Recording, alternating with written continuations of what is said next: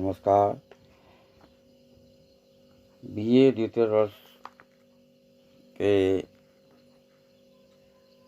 द्वितीय प्रश्न पत्र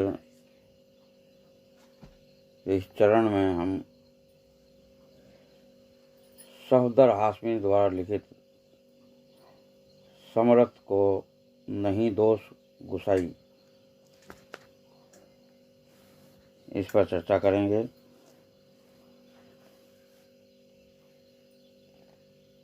समरथ को नहीं दोष गुसाई सफदर हाशमी के अन्य नाटकों की तरह नुक्कड़ नाटक शैली में नाटक को तैयार किया गया है। सभी नुक्कड़ नाटकों की तरह यह नाटक भी अंततः उसे प्रस्तुत करने वाले अभिनेताओं को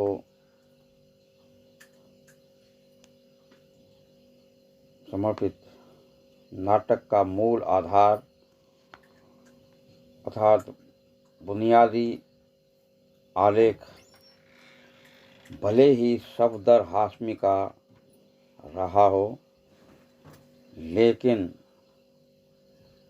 समरथ को नहीं दोष गुसाई उनकी नाट्य मंडली जन नाट्य मंच के पूर्वाभ्यासों और प्रस्तुतियों के दौरान परिवर्तित और परिवर्धित होता रहा है।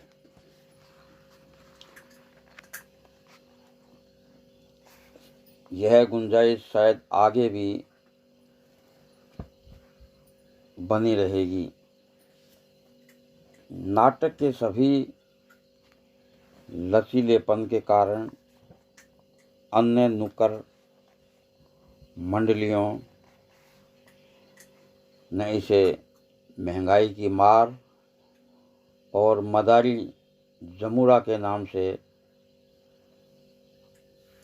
खेला है।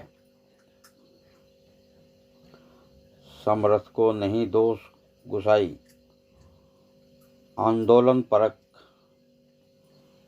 प्रचारात्मक नाटक है, जैसा कि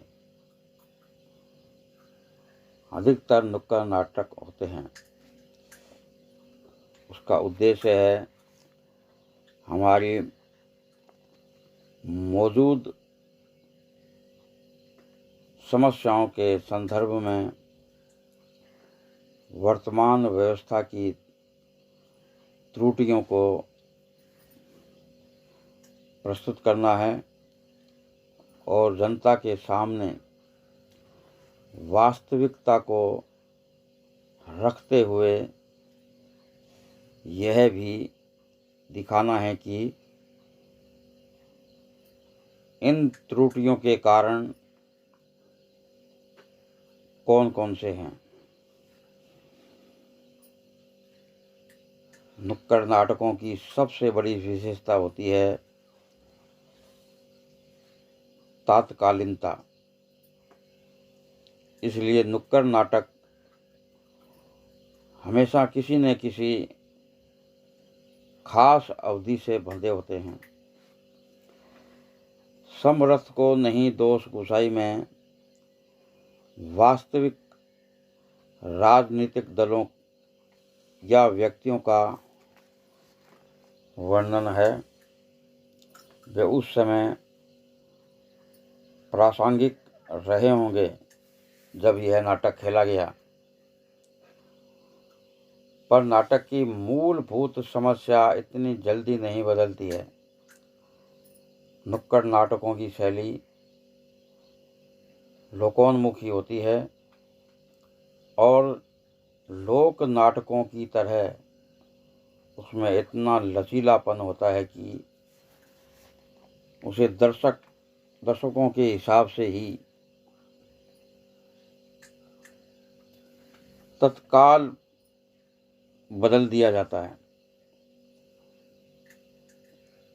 समरथ को दोष नहीं गुसाई महंगाई और जमाखोरी की समस्या पर आधारित है, जिसकी वजह से आम जनता भरपेट रोटी, राशन, मिट्टी का तेल आदि से वंचित रहती है, जबकि जमाखोरी करने वाले व्यापारी महंगाई बढ़ाकर दुगना लाभ कमाते हैं। नाटक का उद्देश्य यह है कि व्यापारियों की है मुनाफाखोरी वास्तव में भ्रष्ट पुलिस प्रशासन और मंत्रियों के बल पर चढ़ती है,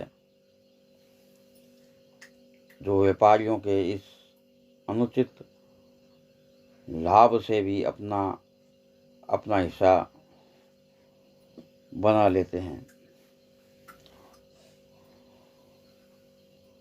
इस नाटक की कथा वस्तु से लेकर शैली तक नुक्कड़ नाटक शैली की सभी युक्तियों का संयोजन इस प्रकार किया गया है कि समय और स्थान की सीमा के बावजूद नाटक का संदेश दर्शकों तक संप्रेषित हो जाए, यही लेखक का उद्देश्य है।